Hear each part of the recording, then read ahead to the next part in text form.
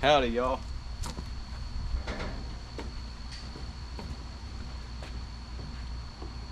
I want to tell you guys a quick story about my lawnmower shopping experience.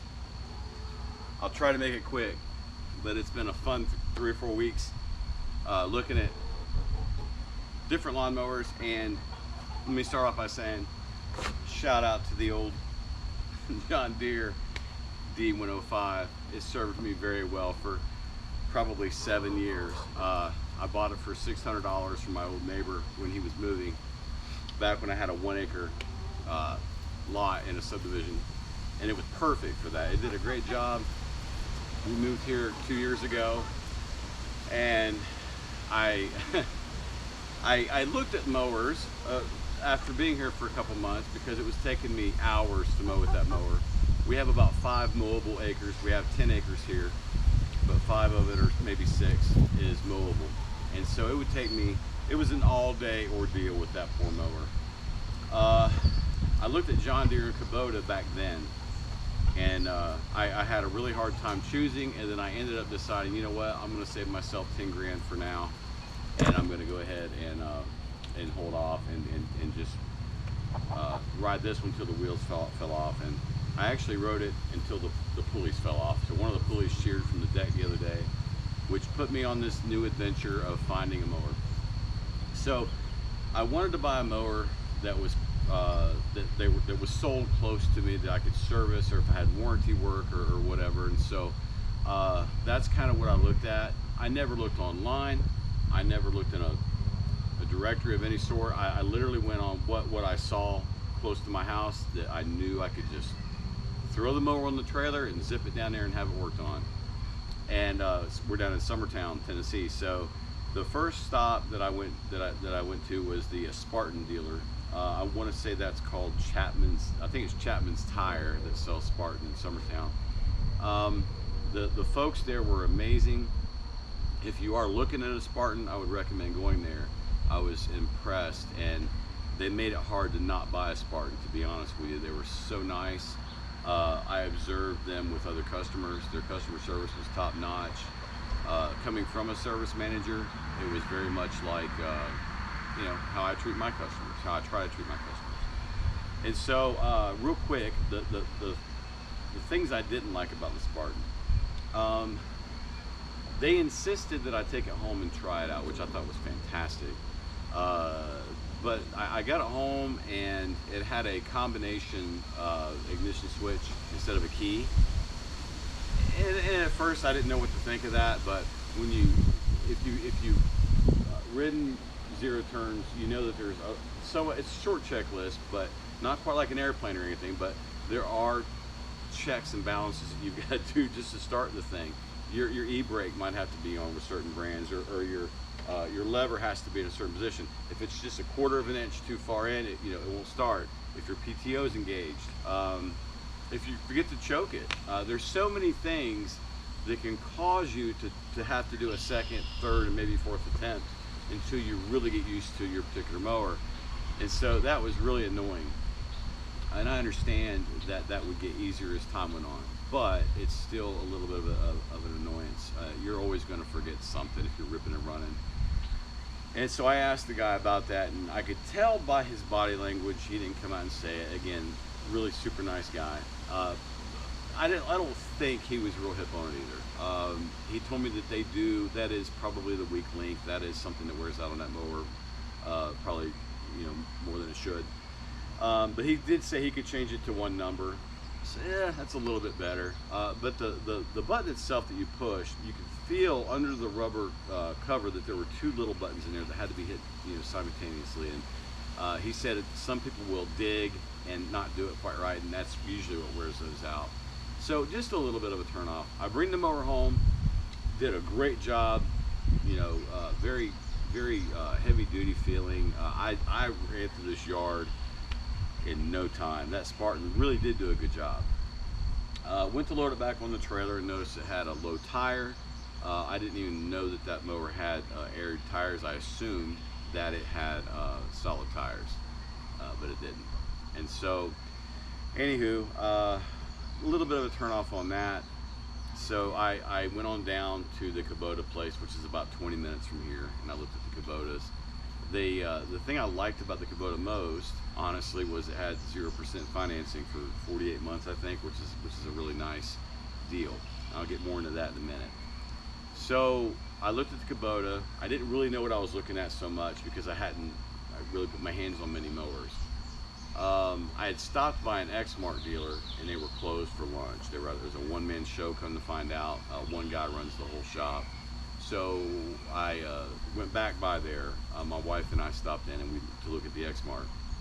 And he educated me quite a bit about mowers in general. And what I thought was very interesting about that whole interaction was he talked us out of the xMark pretty quick. And you know, when you're going to someone's shop and they you know, talk you out of something because of a quality issue, it's probably pretty, you should probably listen to that person. He said that they were bought out by I think it was Toro. I'm not sure. Correct me in the comments down below if I'm wrong on that. I think it was Toro. And he said they basically rebadged one of their mowers, or some of their models, and put the xMark name on them. And he said that he was having quite a few electrical issues, mainly on those mowers. Being a one-man show, he you know, seemed like he was very honest with me. He said he really didn't have time to be working on as many mowers as he has to work on right now. And he said he had a slew of xMarks in his shop. So anyway, he kind of steered us toward the bad boy line and the country clipper. Real quick on the country clipper, that's a neat mower.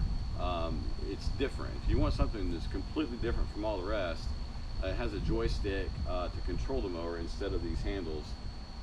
And I rode it, and it was neat. I don't know that I would have loved it long term. That's a mower I would definitely have to try out for a minute. I'm not just going to buy something like that. It was so different. It had a neat system where you can raise the deck to access the blades, which was kind of cool. But I mean, that's not a big deal. You can run this up on I can run this up on my trailer, really, and have the same, you know, access. So that's really not that big of a deal. It's neat, it's nichey, whatever. So anyway, I ended up not really, you know, loving the country clipper, but I learned a lot from Mark at Adventure Off-Road in Leoma, Tennessee. If you're looking for a beta dirt bike, the guy has a ton of those and knows everything about them. I think I picked his brain about dirt bikes a lot too. But anyway, once I learned more, I started looking around a little bit more. I went to another bad boy dealer in Lawrenceburg. They were very nice as well.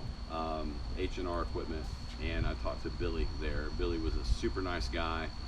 Really, again, he really made me want to buy a mower because you know, if it's someone I want to deal with in the future, someone that I feel like will go to bat for me in a warranty situation, kind of do what I would do, kind of thing. I liked him a lot. He was a super nice guy. Again, that was H&R in Lawrenceburg. They didn't have what I needed, and I hate to buy something on a time crunch, but you know, I had to have something. I'd already gone. I did get one mow because the Spartan folks insisted that I use that Spartan, and I did get the one cut. But now I'm 2 weeks deep into needing another cut, and so I needed to buy something quick. So I went down to Kubota, and now that I knew more what to look for, and some of the key points that I was looking for was my tool truck guy, of all people, my Matco tool truck guy, Matt Rollins, good friend of mine, gave me some advice, and he said, you know, one thing I'll tell you about zero turns, he goes, you know, you want to get the biggest hydros that you can. You want to get a good commercial hydro, good transmission. He said, make sure that they have independent reservoirs for the fluid. I would have never thought of that, but if you have one that goes bad and shreds metal shavings, and those shavings go into your reservoir, guess what? They're going to go into your other hydro, and now you're buying two hydros. And so if you're out of warranty, you know, that could be a big deal.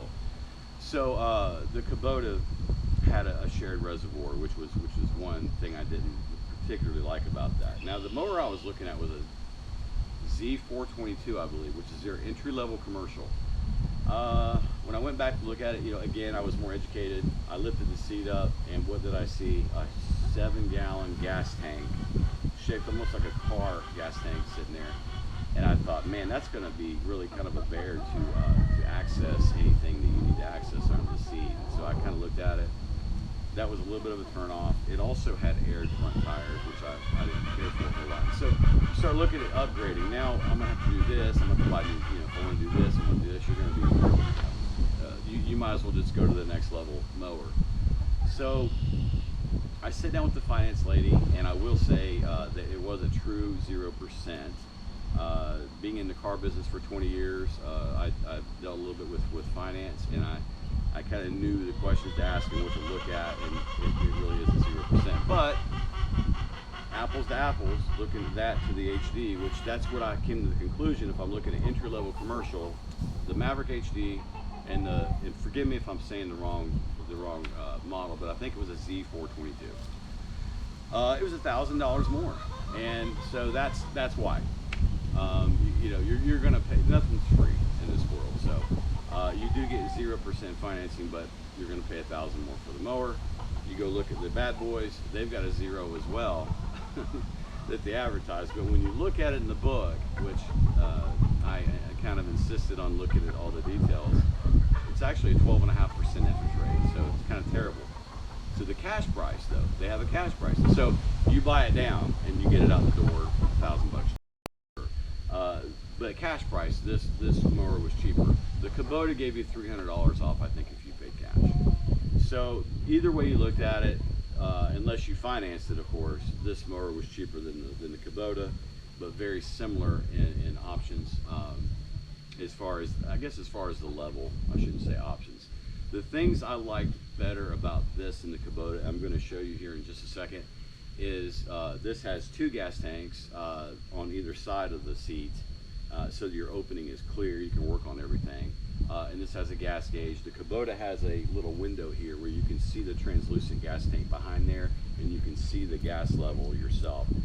And in a way, that might be seen as better. You might like that better. There's no gas gauge to go bad.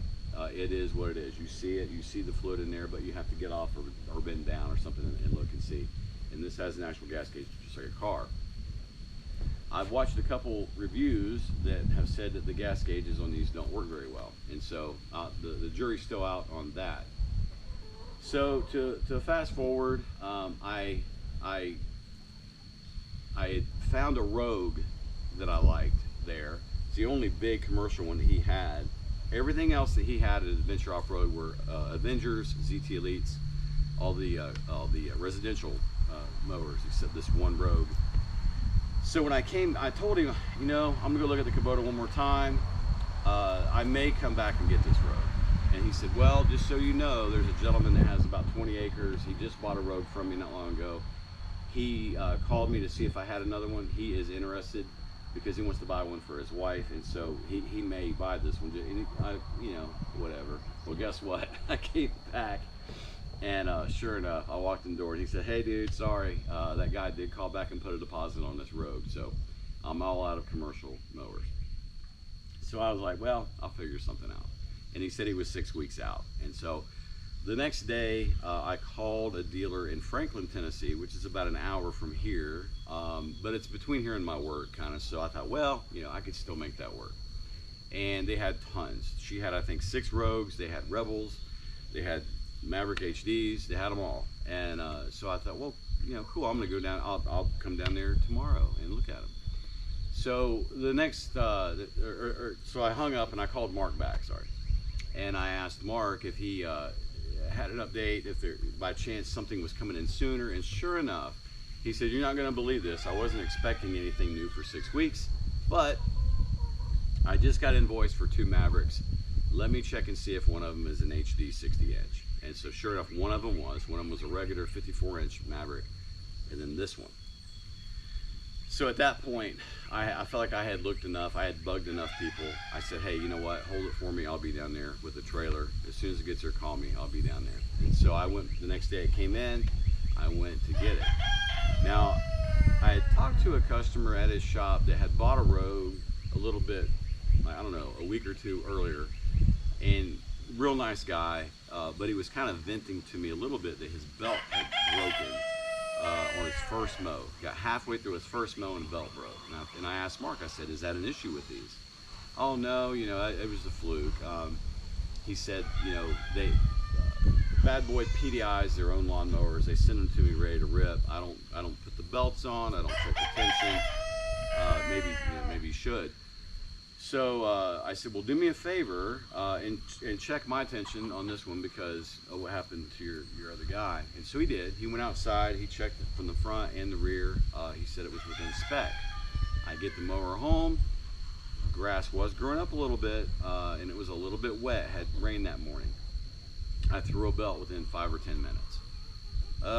Not a huge deal because the belts are easy to put on, but I knew something was going on, and I really didn't want to mess with it a whole lot because I only had it owned it for a couple hours at that time.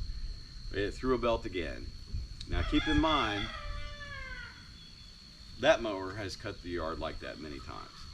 A lot slower, but if that mower can do it, you know, of course, you saw what happened to the deck on that one. But hey, 7 years of that use, it would do it.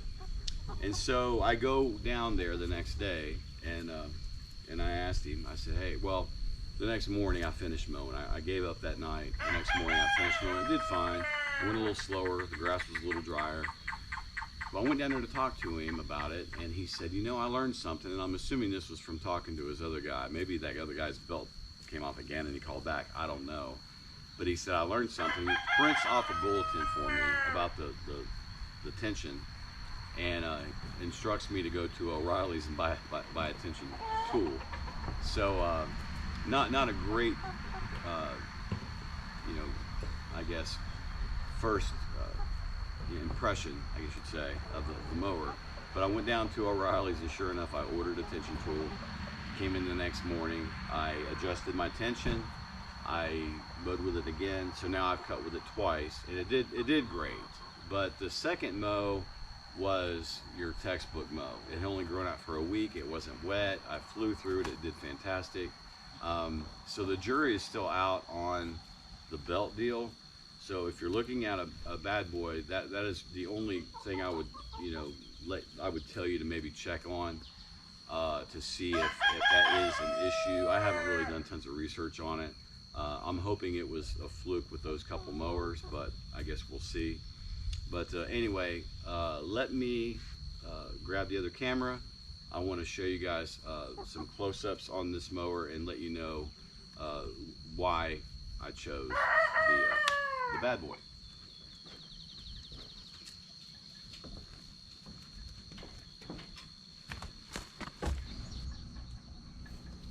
All right, guys. I want to show you up close some of the things I was talking about.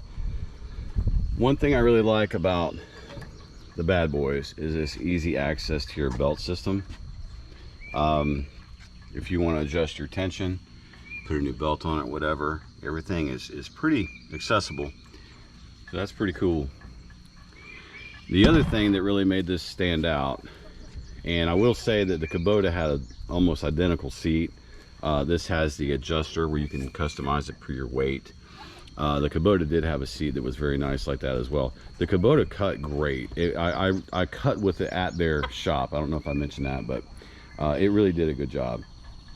The belt was also easily accessible from the sides. These come off very easily. The Kubota actually didn't even have these nuts. I think you squeeze it and it pops right off, which is kind of cool.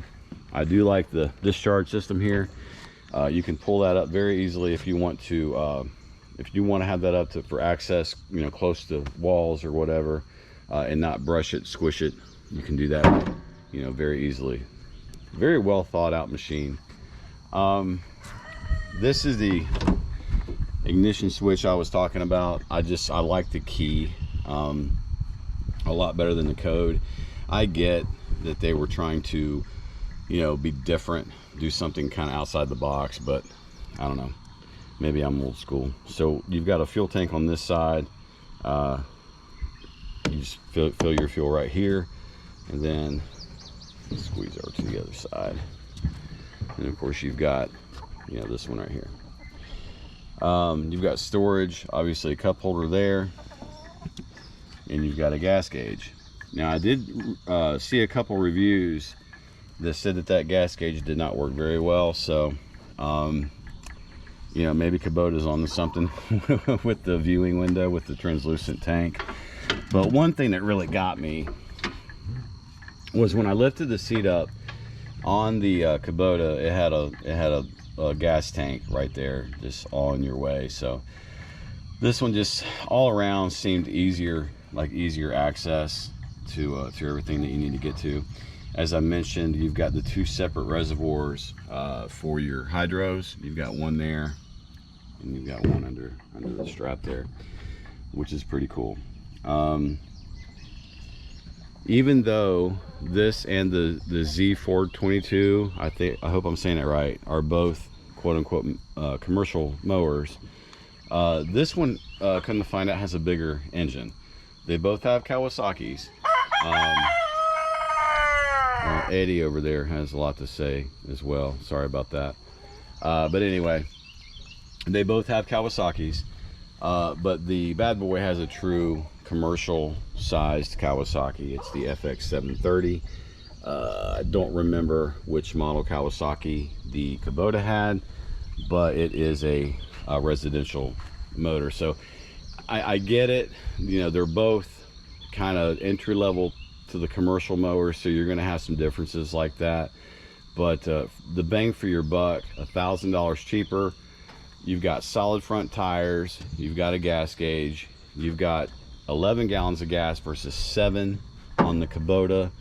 They both have equally nice seats, I'd say. I don't know. I just feel like bang for your buck. I think that the bad boy was the way to go. So anyway, the jury's still out on the belt situation. I will let you guys know how the gas tank, how the gas gauge works, if it pans out. If you have any comments on anything like that, if I was wrong about anything, please let me know in the comments. But yeah, I'm pretty happy with it so far, and I've only got 2 cuts in with it, but you know, we will see. Thanks for watching, guys. I appreciate y'all, and let me know if this was helpful or if you have any questions or comments. Thanks.